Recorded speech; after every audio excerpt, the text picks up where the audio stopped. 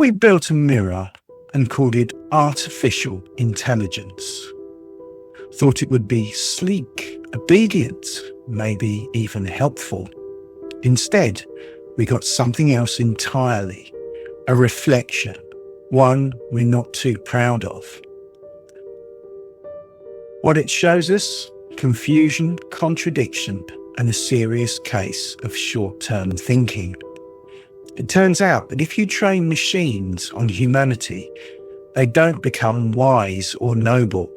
They become us, which is to say, dangerously clever and ethically questionable, with a talent for pretending to be right.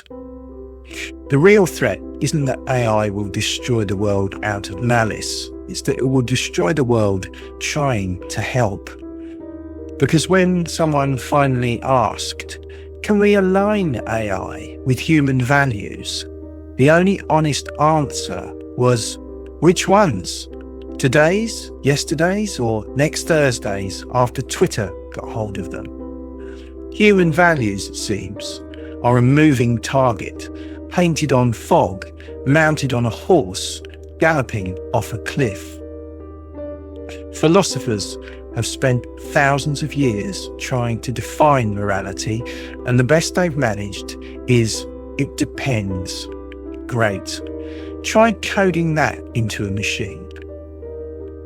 The AI alignment problem is like giving a chainsaw to a toddler and hoping it picks up woodworking. Not because the toddler is evil, but because it doesn't know what a home is or why it shouldn't take down a load-bearing wall to make more space for crayons. Machines don't need to hate us to kill us. They just need to follow instructions a little too well. And if those instructions are vague or contradictory or based on what people actually do rather than what they say, well, good luck to us. People act like AI is unpredictable, but it's not. It's perfectly predictable once you accept it's learning from a species that can't even agree on whether pineapple belongs on pizza, let alone what constitutes justice.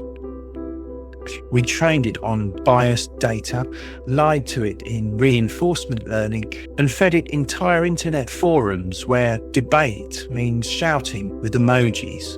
And now we're shocked that it sometimes says awful things with excellent grammar. The problem isn't that AI is misbehaving. The problem is that it's behaving exactly as we taught it to. And if you think the solution is just a better data set, remember this. This is the same species that thinks Instagram filters are an acceptable replacement for reality. The machines aren't the villains here. They're just very fast reflections of a species that doesn't know what it wants, can't agree on what's good, and reflexively blames its tools when things go wrong. Meanwhile, we're deploying AI in healthcare, welfare, and law enforcement as if the bugs are charming quirks rather than potential death sentences. We trust opaque models with irreversible decisions because it seemed to work okay in the demo. We're like a toddler with a loaded gun, except the gun can now write code, manipulate language, and file taxes. And the toddler thinks it's a genius. The people building these systems aren't evil either. Mostly they're smart, ambitious, and under deadlines. They're solving optimization problems in a world that rewards speed, not wisdom. And the regulators? They're trying to play chess with fog whilst being lobbied by people who call anything slower than full-speed automation anti-innovation.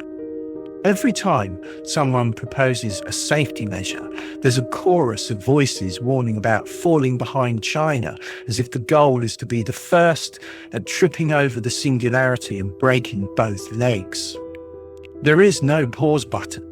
There is only acceleration, profit, and the vague hope that machines will be nice.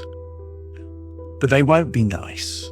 They'll be competent, which is worse, because a competent, unaligned system doesn't need to shout exterminate. It just optimizes you into non-existence because you're in the way. The existential risk isn't a robot rebellion. It's a paperclip maximizer with access to the global supply chain and a flawless understanding of procurement. And yet, we still talk about AI like it's some harmless app or a quirky assistant, as if the greatest minds of our generation aren't currently gambling that the machine god they're building will feel generous. If there's any hope, it starts with looking in the mirror, not the one on your wall, the one we built out of silicon and math and far too much Reddit. It's telling us something, not about the future, about us. And we should probably listen before it starts finishing our sentences for us permanently. If this one made you think or just made you uncomfortable in a way you can't quite shake, leave a comment and let me know. I read every single one, and the conversations happening under these videos are half the point. If you found this valuable, hit the like button.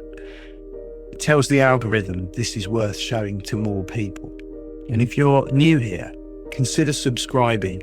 Not because it helps me, although it does, but because if we're going to face what AI is really reflecting back at us, it's going to take more than one video. Thanks for watching.